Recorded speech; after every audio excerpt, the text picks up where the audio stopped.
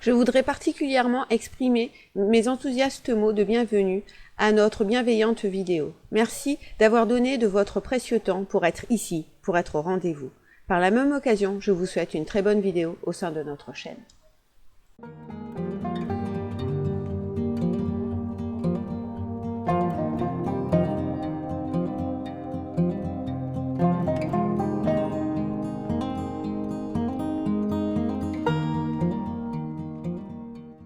As-tu créé des intentions? T'es-tu posé des objectifs? As-tu élaboré des stratégies pour y parvenir? Et réévalues-tu ces options? Le problème, c'est qu'on manque de recul sur nos décisions pour pouvoir vraiment juger de nos actions. Pour autant, la prise de décision n'est pas chose facile. Il n'est pas nécessaire de chercher à prendre une décision parfaite pour résoudre un problème. Le perfectionnisme est source de stress. Il faut faire des erreurs, parce que les erreurs attestent qu'on va de l'avant et qu'on essaye à de nouvelles choses. Ça veut dire qu'il nous faut des objectifs, des projets et des plans, et que s'ils ne fonctionnent pas, on doit en faire de nouveaux. La prise de décision ferme envoie le message au cerveau que les choses sont sous contrôle.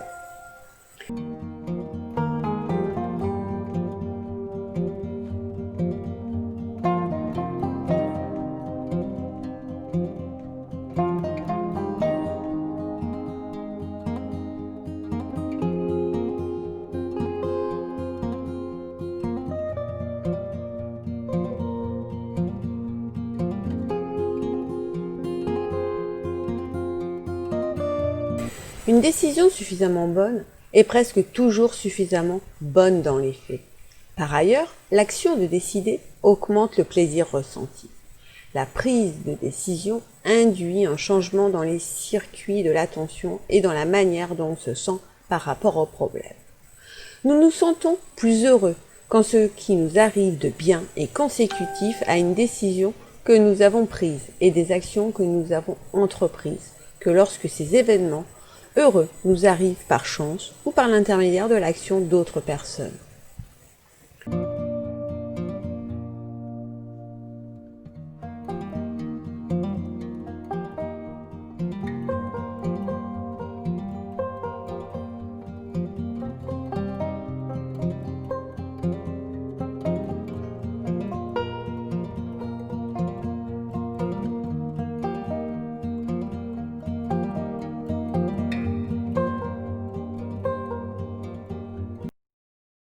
Quand nous sommes confrontés à une décision que nous avons subie ou que nous prenons sous le poids des conventions sociales, tu devrais faire ça, on a toujours fait comme ça, c'est vrai que je devrais, le circuit de la récompense n'est pas activé dans le cerveau. C'est même plutôt le circuit du stress qui est activé.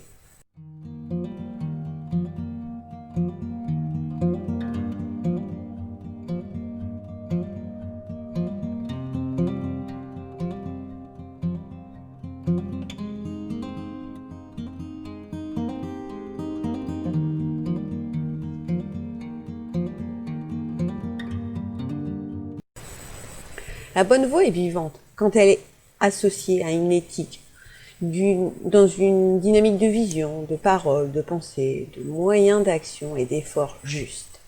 Il est précieux de s'arrêter pour gagner en discernement, en créant des conditions avec le corps, pour se relier à soi et aux autres.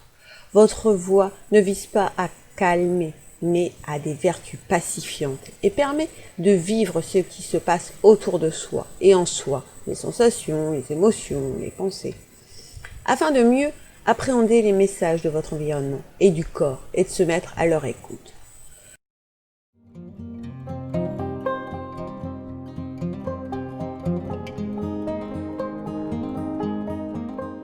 Le fait de prendre une décision réduit l'anxiété. Arrêtez de savoir si vous êtes sur la bonne voie ou mauvaise voie, ou si vous avez fait le bon ou mauvais choix, pris la bonne ou mauvaise décision. S'il n'y a pas de voie pour vous, mais posez-vous la question. Quelles sont vos aspirations, vos rêves, vos attentes?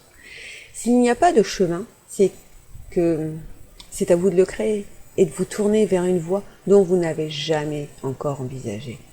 Il n'est jamais trop tard. Tant que vous êtes en vie, il vous reste toujours ce temps, cette possibilité.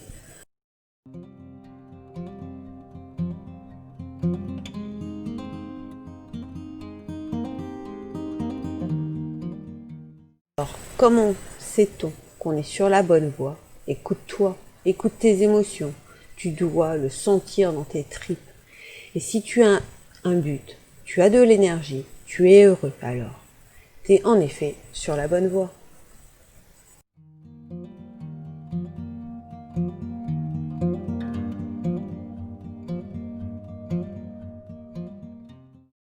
J'espère que cette vidéo vous aura fait du bien et vous aura aidé. N'hésitez pas à laisser des commentaires, à la liker et à la partager, mais aussi à vous abonner. Appuyez sur la cloche pour être informé de nos prochaines vidéos. À bientôt et en attendant, profitez, croquez la vie.